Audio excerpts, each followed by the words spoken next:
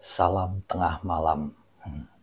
Seperti biasa, jam 2 dini hari atau jam 2 pagi ini saya menyempatkan diri di depan kamera. Mau ngapain? Nggak tahu juga. Pokoknya biasanya kalau sudah ada di depan kamera nanti akan bicara dengan sendirinya. Mengalir aja, tanpa tema dan tanpa judul lagi.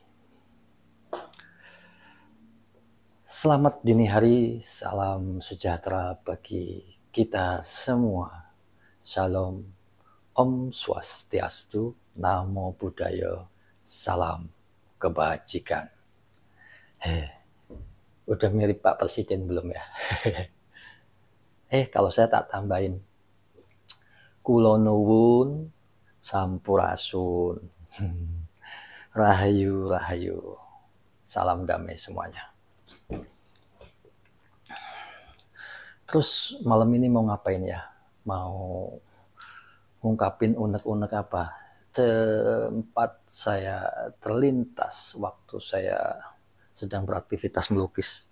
Karena tadi dari jam 11 sampai jam setengah 2, kalau nggak salah tadi tuh. Setelah saya melukis, ada beberapa tema yang saya lukis, tetapi justru malah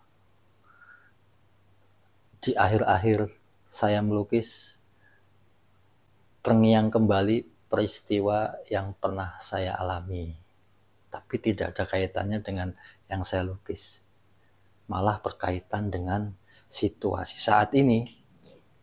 Apa situasi saat ini? Ada aroma-aroma politik gitu sih. Tapi ya sebenarnya saya nggak paham, tapi boleh dong sedikit mengungkapkan unek-unek gitu ya. Jadi sekitar tahun 2014 yang lalu, situasi pemilu kayak sama seperti situasi saat ini, yaitu pilpres, ya, pemilihan presiden dan pemilihan caleg dari pusat maupun daerah. Ya wis pokoknya gitulah, orang yang pengen menjadi sesuatu di pemerintahan gitulah kali ya, nggak ngerti juga saya. Peristiwa yang saya alami tidak ada istimewanya sih, biasa-biasa aja. Cuman kayaknya kok begitu ingat lagi kayak bersentuhan dengan nuansa saat ini, yaitu perhelatan politik. Jadi ceritanya begini, waktu itu saya itu naik motor menuju ke satu lokasi, satu tempat, dan di tengah perjalanan itu tiba-tiba ada ranting yang patah dari pohon dan menimpa saya, tapi nggak besar ya, dan menimpahnya nggak ke badan saya tapi ke depan motor saya, truk gitu. Jadi sempat ya ketabrak sedikit gitu karena pas di depannya, dan saya langsung ngerem seketika, langsung mendadak, dan saya menyingkirkan ranting itu ke pinggir jalan. Karena memang jalan yang saya lewati itu banyak banget pohon-pohon, jadi teduh lah ya, teduh, enak. Pokoknya lewat jalan situ tuh adem aja gitu. Jadi ya hal biasa aja kan, nggak ada yang aneh. Nah, yang anehnya tiba-tiba seakan-akan ranting itu memanggil saya untuk jangan pergi dulu, tapi diam sejenak di sini gitu. Di depan pohon yang cukup besar, nggak tahu pohon apa namanya itu, tapi cukup besar, mungkin sudah puluhan tahun, belum nyampe ratusan tahun, masih puluhan tahun, jadi lebih besar dari badan saya sedikit lah ya. Loh, saya kaget, kok kayaknya ada yang ngomong ke saya gitu loh, jangan pergi dulu. di sini sejenak gitu. Akhirnya ya sudah, saya turuti di situ. Ternyata yang di depan saya, sosok pohon tersebut itu kayak ngomong sama saya, kayak bicara sama saya. Saya juga bingung gitu. Loh, ini yang bicara pohon atau halusinasi saya gitu. Terus dia komunikasi yang benar-benar saya pahami dengan bahasa saya sendiri gitu. Jadi bahasa yang saya masih ingat banget itu begini, dia kayak ngomong sebuah nasihat atau sebuah keluhan dari sosok pohon itu. Jadi dia ngomong gini, ya taruhlah panggil saya, hai Ki Alam, kamu mau jadi saya? Gitu.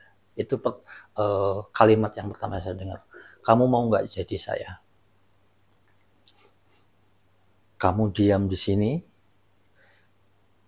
kamu tidak bisa kemana-mana, berpuluh-puluh tahun kamu di sini, kepanasan, kehujanan, kamu mau nggak jadi saya? Dan saya jadi kamu. Wah, saya kaget. Pertanyaan apa kayak gitu loh. Terus dia bilang apa? Kalian bangsa manusia tidak banyak yang mengerti tentang bangsa kami. Maksudnya bangsa pohon kali ya, bangsa tumbuh-tumbuhan.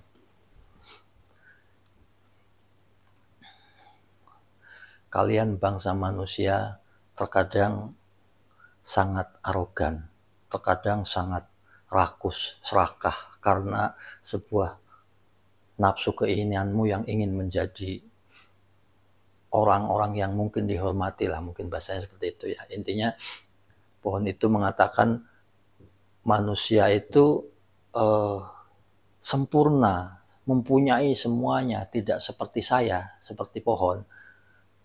Tapi kenapa mereka tidak menyadari bahwa kami pun pohon itu sama makhluk Tuhan dan makhluk hidup. Kami bukan makhluk mati. Kami makhluk hidup yang sama sepertimu. Hanya saja kalian tidak mengetahui, sedangkan saya mengetahui tentang kalian. Cobalah kalian memahami tentang kami. Kami pun akan memahami tentang bangsa kalian. Saya bilang, sebenarnya kenapa ini pohon kok sampai seperti curhat gitu ya. Ternyata, lalu dia melanjutkan, lihat di depan matamu, lihat di hadapanmu. Saya lalu melihat, apa yang saya lihat? Gak ada apa-apa. Cuman ada foto-foto, ya itu brosur atau gambar-gambar caleg gitu ya, yang mau nyalon gitu. Saya bilang, ada apa? Hanya ada gambar-gambar, ada itu. Ya, itulah. Bangsa kalian dengan enak sekali saya dipaku, saya dipalu demi menggantungkan gambar-gambar wajah kalian. Demi ambisi kalian ingin menjadi orang yang dihormati. Dari ambisi kalian yang katanya mengabdi untuk masyarakat. Di situ saya mulai terenyuh, saya mulai memahami ini bukan hal yang biasa. Nah, saya mulai sadar tuh, wah ini benar-benar saya sedang berkomunikasi dengan pohon yang ada di hadapan saya. Dan ini ternyata menyangkut aktivitas seseorang yang memaku atau memanfaatkan pohon tersebut untuk menggantungkan calon-calon pilihannya. Terus pohon itu ngomong lagi, coba Ki Alam jadi saya. Mau nggak kira-kira dipaku tubuhnya? Mau nggak kira-kira Ki Alam itu setiap hari digantungin gambar seseorang? Nah, di situ saya tiba-tiba sedih bercampur emosi. Iya, spontan itu saya, Masya Allah, iya ya. Rasional saya tiba-tiba berpikir, wah iya ya, kenapa juga orang itu uh, tidak tahu bahwa pohon itu hidup. Pohon juga bisa bicara, bisa komunikasi. Kalau kita paham dengan bahasa komunikasi mereka. Itu seketika saya kepengen banget nyabut itu gambar itu.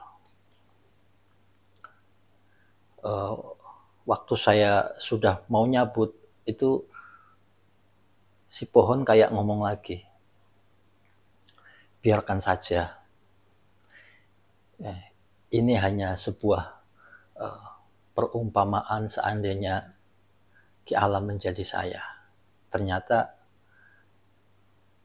Ki Alam belum seperti saya aja sudah marah gitu. Kamu sebagai bangsa manusia baru saya kasih tahu aja sudah marah gitu. Saya yang sejak saya tumbuh menjadi cukup besar, saya dipaku, dimanfaatin bangsa kamu untuk kepentingannya sendiri tanpa pernah memberi apapun. Jangankan memberi, menyapa atau memelihara kami pun tidak, tapi hanya untuk kepentingan sesaat kalian tidak memahami saya. Terus dia ngomong lagi kayak gini, ini yang beberapa poin yang saya ingat yang awal sampai akhir ini. Yang terakhir ini juga saya sangat terenyuh, dan ini bisa menjadi satu kajian, satu introspeksi, bahkan menjadi satu pusaka kali ya. Jadi yang terakhir yang saya tangkap dari bahasa pohon itu, dia bilang begini, seandainya bangsa kamu, bangsa kalian saling memahami antar makhluk yang diciptakan oleh Tuhan yang satu, saya ditugaskan untuk meneduhkan dari suasana panas. Saya ditugaskan untuk berdiri di sini, untuk menyerap oksigen, untuk menjadi filter polusi-polusi udara yang kalian hirup. Kami pun hidup seperti kalian. Jangan anggap kami tidak punya nyawa. Kami pun sama seperti makhluk kalian. Hanya saja perbedaannya kalian tidak bisa memahami. Andai saja bangsa kalian bisa menghormati kami sebagai bangsa pohon gitulah ya, kami akan membantu semua kebutuhan, bahkan keinginan positifmu, jika memang itu dilandasi dengan ikhlas, tulus, dan bersinergi dengan alam semesta. Dan saat itu memang spanduk yang nempel di pohon itu saya cabut, sembari saya agak emosi gitu. Cuman akhirnya nggak saya lanjutkan. Pengen sih rasanya kayak saya cabutin semua gitu. Saya merasa kasihan juga ya, iya ya. Pohon dipaku, seandainya saya dipaku pasti saya juga nggak akan mau gitu. Apalagi dipaku terus buat gantungin foto caleg. Terus dengan seenaknya gitu ditinggalin di wah semrawut gitu. Ngotorin suasana yang sudah teduh, sudah asri itu sampai sekarang masih tetap berjalan. masih tetap dilakukan. Mengapa? Mungkin karena mereka tidak paham. Saya kutip dari bahasa pohon juga, dia begitu ikhlasnya menerima tidak apa-apa. Menganggap karena kalian tidak paham, tidak tahu. Kalau kalian tahu, pasti tidak akan melakukannya. Akan tetapi berbeda dengan keinginan yang dimiliki oleh bangsa manusia, memang lebih banyak menginginkan atau tidak memahami alam semesta. Padahal banyak sekali manfaatnya jika kita bersinergi dengan alam semesta. Maka ada hal-hal di luar nalar yang mereka akan membantu kita dengan sendirinya tanpa kita ketahui. Mengapa? Karena kita menganggap mereka juga sebagai teman. Sama halnya seperti kita sama-sama bangsa manusia menganggap A teman saya, menganggap B teman saya. Dengan kita menganggap A dan B itu teman saya, maka suatu saat dalam kesulitan dia akan membantu. Sama dengan alam semesta, dengan tumbuh-tumbuhan, dengan semua makhluk-makhluk yang ada di muka bumi ini. Jika kita bersahabat dengan mereka semua akan membantu kita dalam hal apapun yang tidak pernah kita sangka-sangka. Ini benar-benar nyata pengalaman saya yang saya alami, kalau nggak salah di tahun 2014 yang lalu gitu. Jadi pohon ini kayaknya sedang berkeluh kesah gitu loh, sama kayak kita ada beberapa masalah yang terkadang kalau diomongin ke orang yang pas itu jadi plong lah gitu. Tapi kalau diutarakannya ke orang yang nggak pas malah dianggap yang aneh-aneh atau malah dipersulit. Jadi dari pengalaman saya tadi itu, ya saya berharap kepada para caleg, calon presiden, janganlah sampai merusak atau menyakiti alam semesta, pohon-pohon di sekitar kita. Saya jadi mau nangis loh. Kasihan juga. Andaikan orang yang masang-masang gambar, baliho, spanduk teratur, tidak asal nyantel di pohon, pasti dilihatnya juga lebih indah, lebih sejuk, lebih enak gitu. Ya, para saudara-saudaraku yang ingin membela rakyat dengan menjadi pejabat, ya kalau bisa selain menghargai dan menghormati kita sesama manusia, hargailah para pohon, hargailah rumput-rumput, hargailah semuanya makhluk Tuhan di muka bumi, supaya saudara-saudaraku yang lagi nyalon tidak terlena. Percayalah yang seperti tadi saya ungkapin, mereka alam semesta energinya akan membantumu. Saya yakin itu dan saya pastikan itu.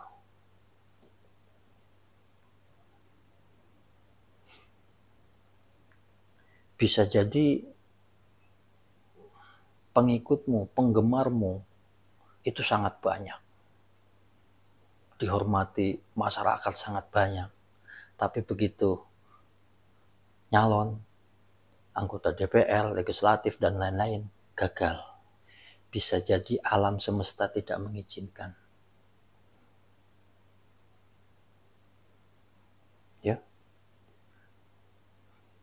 Tapi jangan karena sekarang mulai sadar, iya ya, kalau gitu saya cabutin aja semua, biar mereka membantu saya. Itu lebih salah lagi.